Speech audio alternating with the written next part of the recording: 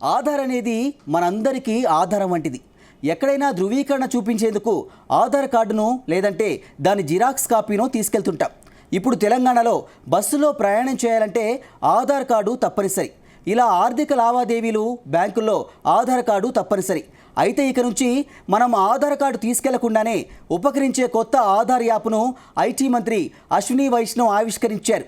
QR కోడ్తో తక్షణ verification, real time face identification వంటి ఫీచర్లు ఈ యాప్లో ఉంటాయి. ధృవీకరణను పరిశీలించే చోట ఆధార్ చెక్ క్యూఆర్ కోడ్ ఉంటుంది.